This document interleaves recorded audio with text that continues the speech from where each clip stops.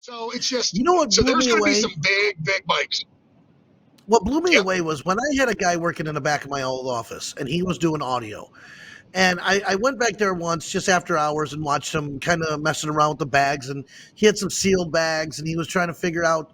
So people don't realize the math and ingenuity it takes to get some of these bikes to get the noise and the sound that Oh, it absolutely. gets.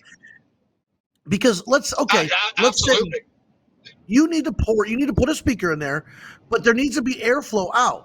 So the airflow out needs to be about similar to what the airflow in is, so you're not blowing that speaker when it hit the bass hits, because there's reverberation. Am I Well, correct so far?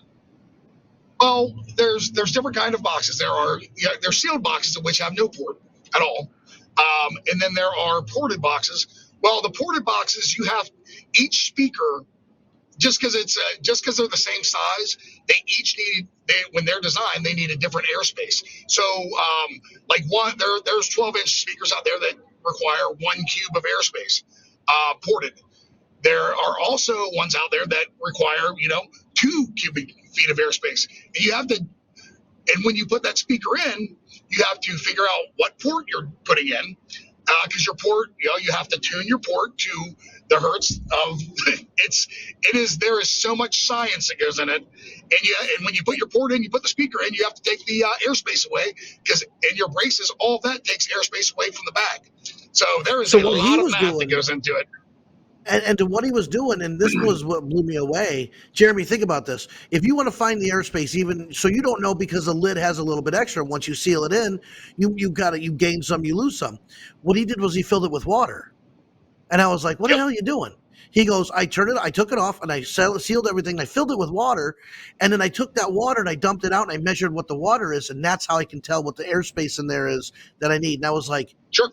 "Yo, who would have You ever weigh, yeah, you thought of weigh. that?" What the accurate way is, you actually weigh the water, because X amount of water, the weight of the water is X amount of it takes up X amount of cubic airspace. Yep, and Crazy. I mean, that's what people use if they don't have if they don't have, like Scott Owens has like fancy 3D lasers and stuff. So if you don't have those, water or packing peanuts will get you kind of fairly close. But it's like I said, once it's crazy the amount of technology that goes into it.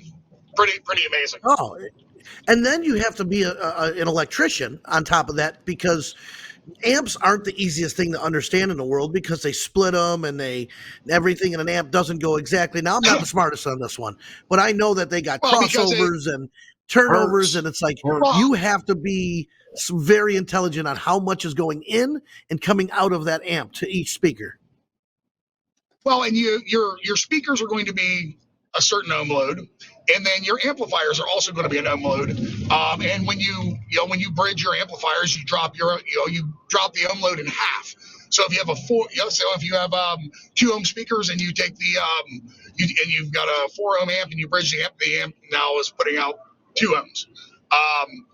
If you bridge it down too far, some amps aren't stable. So you really got to know what you're doing, and you can run them in series. You can run them in parallel. You can, yeah, it's big things. And I know enough just to be dangerous. And I've been doing this for years, but I don't, I do like my rider bikes, but my big bikes, like I said, I just went to Audio Concepts, and the man, the myth, the legend, Troy, that owns Zeus, which is the loudest bike in the world at this Is that point. Troy Milner? Is that him? Yep. Troy Milner, Audio Concepts. So yeah, He had Zeus. like I said, He had I know Zeus enough and to Zeus be 2.0, right? And he's releasing another Zeus. Well, let's see. There was Zeus 2.0. Now I don't know. Who knows? Oh, We'll have to wait okay. and see in Daytona. Listen, Daytona's going to be awesome with the audio stuff. I just hope it doesn't take away from the bike shows in general, because yes, they draw a lot, but we all know if you've gone to an audio show, they do tend to drag on a little bit, and they're not something that is done within like an hour. It's unless you have 4 or 5 bikes. You have 30, 40 bikes in there. You're doing audio till the midnight hours, It does take a long time, and it seems like everyone is doing pop-up audio shows. And I I hate to say it, I like the old days when everyone talked, and everyone, you didn't have people just throw a show on out of the blue. Everyone talked, and everyone would schedule their shows around everybody. And I've been We doing this for a tried. while. You've been doing Man. this for a long time. No, I know. Hey, you know what? I'll tell you what, PCB. That is the perfect example of what happens when all of the promoters get together at Thunder Beach. We do it. You do your show there. I do a show there, and it's like there's no other I took a shows. lot Yeah, of you're not time competing. Well, and we do 7 shows in 3 days there. It's amazing. Jesus. 7 shows, 3 days, and everyone has their time slot. We all work together. It's amazing. Everyone has a blast. The shows are good, and that's what I love it. When people work together, it's so much better, and people get to enjoy all the shows. They don't have to pick and choose what they go to. And Daytona has a lot of venues away from each other. Like Panama City Beach is fairly close. You're not more than 3 miles away from your next venue. Daytona, if you're at Rossmeyer's or you're at Buffalo, you're at Broken Spoke does a lot, Cabbage or Patch. Iron Horse. Cabbage Patches is out there. The Speedway does their thing. We do our stuff at the Boardwalk. There's a lot of venues, so a lot of openings at Daytona. And like this year alone, there must be 5 shows. I think one day has 5 shows, and it's ridiculous. Friday, all of a sudden now has, it's always been the Boardwalk. And now, Bikes and Bass does their thing at the Speedway, which really never kind of coincided with us because they kind of do something different. Our Boardwalk show is its own. Yes. Now, all of a sudden, there's a Thursday, extra Thursday night on top of our Thursday where we're at this Grandview Live. Now there's Wednesdays. Wednesday's always been Willie's, Willie's Tropical Tattoo. Yeah.